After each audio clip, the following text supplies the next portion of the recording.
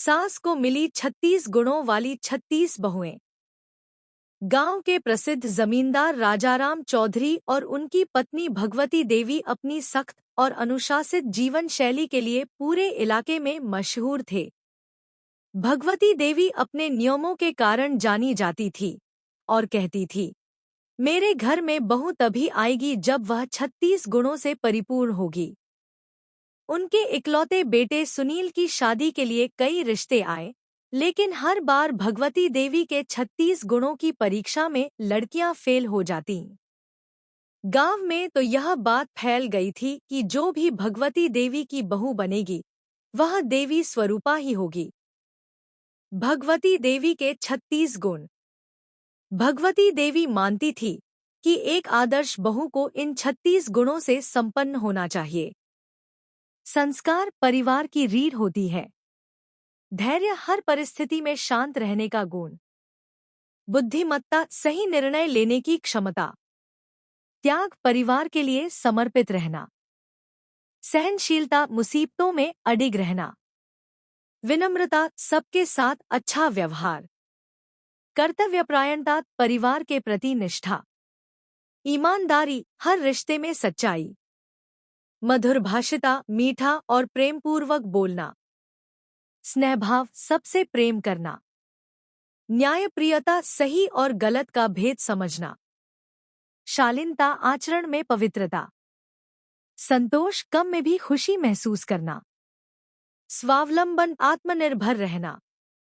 कला कौशल सिलाई कढ़ाई चित्रकारी संगीत। धार्मिकता पूजा पाठ और आदर्श जीवन। सेवा भाव दूसरों की मदद करना। आत्मबल आत्मविश्वास से परिपूर्ण। परोपकार दूसरों की भलाई के लिए कार्य करना। साहस डर से ऊपर उठकर सच के लिए लड़ना। व्यवहार कुशलता सभी को जोड़कर रखना। समझदारी परिस्थितियों को समझकर सही निर्णय लेना। शिक्षा ज्ञान का विस्तार करना।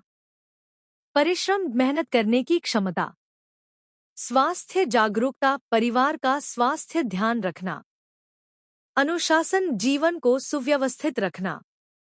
सहिष्णुता विपरीत परिस्थितियों में भी शांत रहना। सजगता परिवार की हर जरूरत पर ध्यान देना।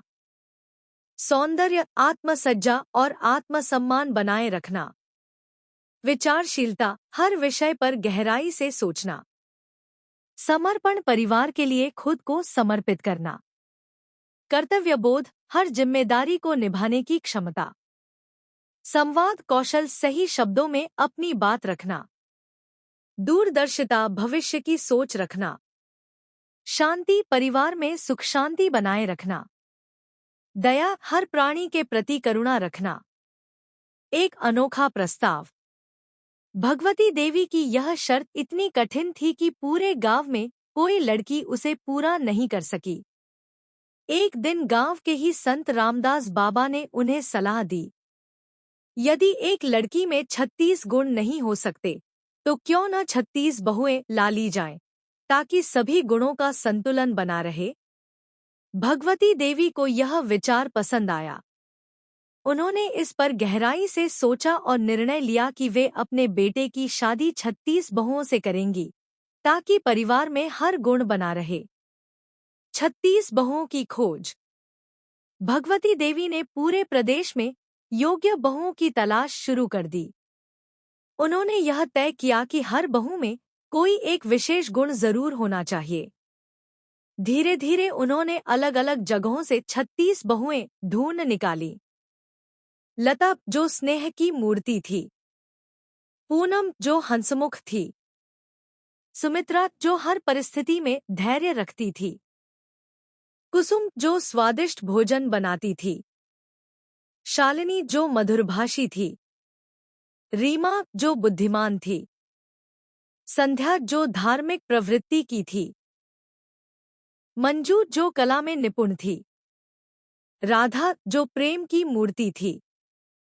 गायत्री जो भक्ति में लीन रहती थी। सविता जो शिक्षा में अग्रणी थी। कमला जो न्यायप्रिय थी।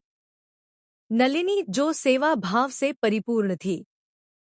ज्योति जो दूसरों को प्रेरित करती थी, लक्ष्मी जो धन को संभालती थी, मीनाक्षी जो परिवार को संगठित रखती थी, विभा जो बहुत मेहनती थी, सपना जो हर किसी को ऊंचे सपने देखने के लिए प्रेरित करती थी, नेहा जो समाज सेवा में निपुण थी, वंदना जो सबसे ईमानदार थी, अनामिका जो सभी की चिंता करती थी, भारती जो परंपराओं को जीवित रखती थी, सरस्वती जो ज्ञान की देवी समान थी, सुमन जो पर्यावरण प्रेमी थी, अर्चना जो पूजा पाठ में अग्रणी थी, शीतल जो शांत स्वभाव की थी, चंद्रा जो सबसे सौम्य थी, रूपा जो आत्मनिर्भर थी, दीपिका जो घर को सुंदर बनाती थी,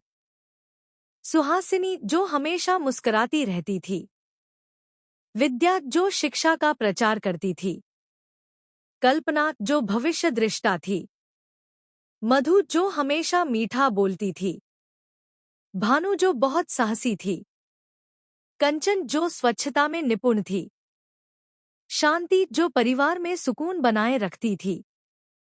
36 बहुओं के आने से घर स्वर्ग बन गया। हर बहू अपने गुणों से परिवार में प्रेम, शांति और खुशहाली ला रही थी।